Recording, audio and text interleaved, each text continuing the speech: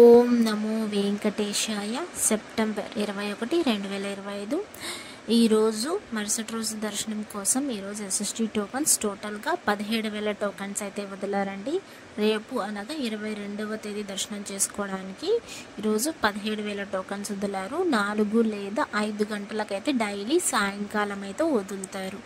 ఇంకా అలానే దర్శనం టైమింగ్ స్లాట్స్ చూస్తే ఎస్ఎస్టీకి ఉదయం 3 గంటల నుండి రాత్రి 10 గంటల లోపు దర్శనాలు జరిగేలా ఈరోజు అనేటివి టోకన్స్ అనేటివి ఇచ్చారు. అంటే దీని మధ్యలో మాత్రమే టోకన్స్ ఉంటాయి. మీరు టోకన్స్ తీసుకోవాలన్నప్పుడు ఖచ్చితంగా ఆధార్ కార్డ్ క్యారీ చేయాల్సిందే. మీరు ఎంతమంది వెళ్తున్నారో అంతమంది తీసుకొని వెళ్ళాల్సిందండి. ఇవి ఓన్లీ తిరుపతిలో మాత్రమే ఇస్తారు టోకన్స్. ఫ్రీ టోకన్స్ ఈ 3 ప్లేసెస్లో ఇస్తారండి, అది కూడా చెప్తాను. అలానే ఇంకా డీడీ టోకన్స్ అయితే ఈరోజు 3,000 టోకన్స్ అయితే వదిలారు రేపు దర్శనం చేసుకోవడానికి. ఇది కూడా సాయంకాలం 5 గంటలకైతే టోకన్స్ అనేటివి వదిలారండి.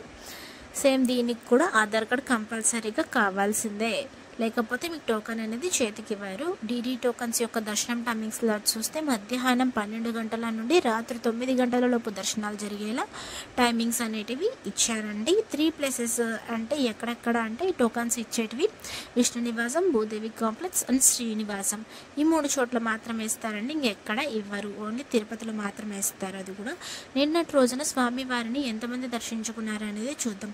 82,042 మంది స్వామివారిని నిన్నటి రోజున దర్శించుకున్నారు. 23,393 మంది స్వామివారికి తలనీలాలు సమర్పించారు. 4,59,00,000 రూపాయలు హుండీలో స్వామివారికి భక్తులు కానుకలుగా సమర్పించారండి. అలానే స్వామివారిని దర్శనం చేసుకోవడానికి ఎంత సమయం పడింది అంటే సర్వదర్శనం వెళ్ళే వాళ్ళకి, ఎస్ఎస్టీ మరియు డీడీ టోకన్ తీసుకొని వెళ్ళిన వాళ్ళకి, స్పెషల్ ఎంట్రీ దర్శనం వాళ్ళకి ఎంత సమయం పడింది అనేది చూద్దాం. నేరుగా సర్వదర్శనం వెళ్ళే వాళ్ళకైతే సుమారుగా నిన్నటి రోజున 8 గంటల సమయం అయితే పడింది.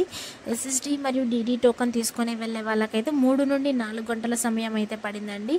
ఎస్ఎస్టీకి డీడీకి డిఫరెన్స్ ఏంటంటే ఎస్ఎస్టీ టోకన్ తీసుకుని మీరు ఎలా అయినా వెళ్ళొచ్చు, దానికి ఏ స్కానింగ్ అవసరం లేదు.